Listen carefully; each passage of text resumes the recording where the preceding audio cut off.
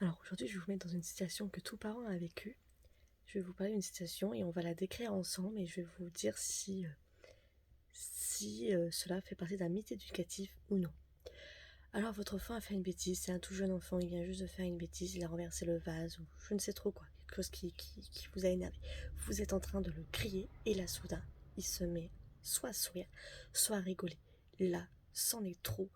Et vous vous dites, voilà, mon enfant me manque de respect totalement, il est en train de se moquer de moi, et je vais encore plus le punir, je vais le mettre dans sa chambre. Ça suffit, il me manque de respect. Alors c'est souvent ce que j'entends, mon enfant me manque de respect, ou s'il sourit, c'est qu'il me manque de respect.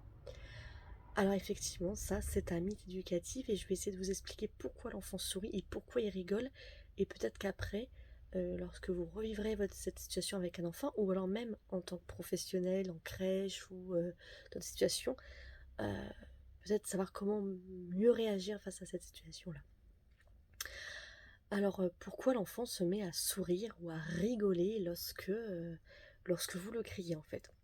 Alors, il faut savoir déjà que penser qu'un enfant se moque de vous lorsque vous le criez, qu'il rigole et qu'il sourit, vous êtes en train de le considérer un peu avec un cerveau d'adulte. C'est-à-dire un cerveau qui est capable de réfléchir, d'avoir des réflexions, et d'avoir des réflexions de... Voilà, un cerveau d'adulte. Or, le cerveau devient mature qu'à partir de 25 ans. Donc on peut vraiment considérer qu'à 25 ans, on commence à avoir un cerveau vraiment purement d'adulte qui va fonctionner comme 100% comme un adulte. Et encore, certains de mes collègues me disaient que certains scientifiques étaient en train de dire que peut-être que ce serait un peu plus tard. Donc, on va dire 25 ans. Voilà. À partir de 25 ans, le cerveau devient mature. Alors, parents, je suis désolée si vous avez envie à 6 ans ou à 4 ans, vous êtes en train de vous dire j'aimerais bien que mon enfant soit mature. Bah, si votre enfant a 5 ans, il vous reste encore 20 ans à attendre pour que son cerveau soit mature. Donc accrochez-vous. Donc, pourquoi l'enfant se met à rigoler et à sourire? Est-ce que vous avez déjà vu ces vidéos? J'ai déjà vu cette vidéo, par exemple, d'un lièvre qui est devant un chasseur et qui bouge plus, qui est pétrifié. Dans votre tête, vous vous dites, mais il est totalement stupide le lièvre, il faudrait peut-être qu'il court là, sinon bah, il est mort tout de suite. Hein. Et bien lorsque vous criez votre enfant, en fait, qu'est-ce qui se passe? Il devient sidéré, le cerveau devient sidéré, c'est-à-dire qu'il se met en mode off. C'est-à-dire qu'il ne réfléchit plus, qu'il est tellement stressé qu'il est incapable de réfléchir. Donc il se met en mode comme ce lièvre totalement pétrifié devant le chasseur et qui nous on se dit mais il ferait peut-être qu'il court. Ouais, sauf qu'il a tellement peur qu'il ne peut plus rien faire. Le cerveau c'est pareil, il est pétrifié. Qu'est-ce qu'il va faire le cerveau? Notre but c'est de nous permettre de vivre. Hein. Donc il va chercher une solution pour sortir de cette situation qui le stresse énormément. Et depuis qu'il est bébé, son cerveau a vu que lorsque il souriait ou il rigolait, l'adulte souriait, rigolait. Alors qu'est-ce qui fait son cerveau qui, je le rappelle encore une fois, totalement immature? Eh ben il va dire, bah souris, rigole, ça va peut-être changer la donne, peut-être que ça va peut-être calmer l'adulte. Ouais, on sait bien que c'est pas une réaction adaptée, la sourire rigoler quand on se fait crier, ce n'est pas une réaction adaptée. Sauf que c'est la seule réaction que le cerveau a su faire pour essayer de sortir de cette situation qui était stressante. Donc quand lorsque vous criez un enfant qui se met à rigoler ou à stresser ou à rire, dites-vous en fait c'est tellement qu'il est stressé qu'en fait bah là la seule chose qu'il a c'est juste qu'il a peur. Donc tout ce que vous êtes en train de lui dire, il n'écoute même pas. Il a juste très peur. Son cerveau se met en mode un peu off et essaye de trouver des solutions pour sortir de cette situation. Donc lorsque votre enfant ou un enfant d'un autre commence à se mettre à rire ou à sourire à ce moment-là, peut-être vous de dire bon, je suis peut-être allé un peu fort, là de toute manière ça ne sert plus à rien, peut-être de se calmer, de réfléchir et peut-être d'en parler un peu plus calmement de la situation pour que l'aider justement à sortir de cette situation-là, cette situation de stress.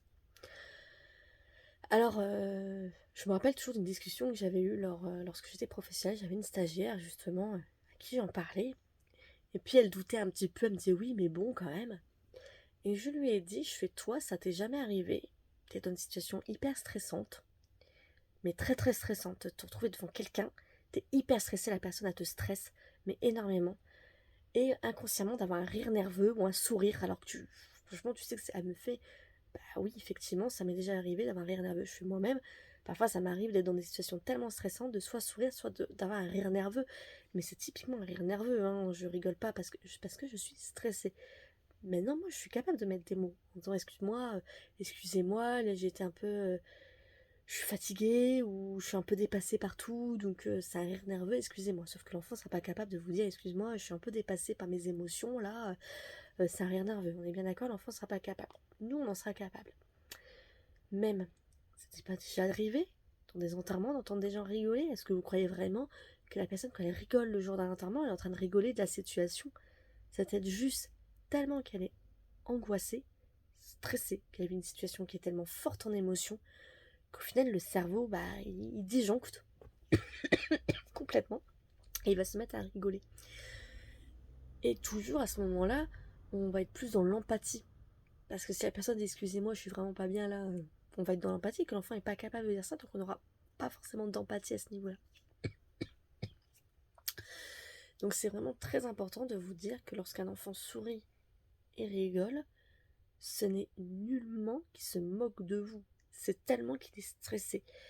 Et tout. Donc je le répète, ce sont des mythes éducatifs qui ont été transmis.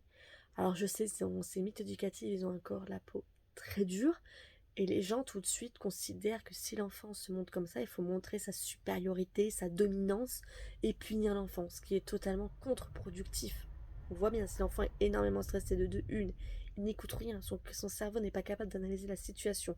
Donc il n'écoute rien de vos reproches, le seul truc c'est qu'il est stressé. Donc il y a de grandes chances qu'il n'ait pas compris ce qui s'est passé et donc il n'ait pas compris sa faute et qu'il le refasse plus tard.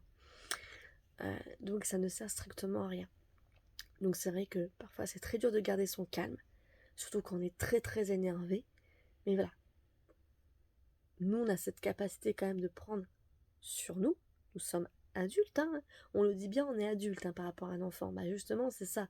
Nous on est capable de prendre sur nous qu'un enfant n'est pas forcément capable de prendre sur lui. Donc voilà, on souffle, on respire et on se dit bon voilà, mon enfant est trop stressé là, je l'ai trop stressé. On va chercher une autre solution, peut-être se calmer. Voilà, ce serait peut-être déjà bien. Voilà, de soit de sortir un petit peu, respirer et de reprendre sa discussion au calme pour vraiment, effectivement, s'il a fait une grosse bêtise, que vous puissiez en parler calmement et qu'ainsi l'enfant puisse vraiment enregistrer ce que vous lui dites. Ça aura beaucoup plus d'impact qu'une punition qui, au final, bah, il comprendra rien du tout de ce qui s'est passé. Donc voilà, je ferai plusieurs vidéos sur les mythes éducatifs parce que je trouve que c'est hyper intéressant. Et comme je dis, ça a la peau très dure et que malheureusement, on a toujours ces personnes qui vont vous ramener leurs fraises, ils vont dire mais non, non, non, c'est pas comme ça qu'on fait, alors qu'ils ont ces vieilles idées qui datent depuis un petit moment. Donc voilà. Surtout, n'hésitez surtout pas si vous avez des questions à me poser, si vous voudrez des compléments d'informations, et si jamais cette vidéo vous a plu, il y en aura plusieurs un peu sur ces sujets-là, sur l'enfance. Donc n'hésitez pas à vous abonner sur ma page.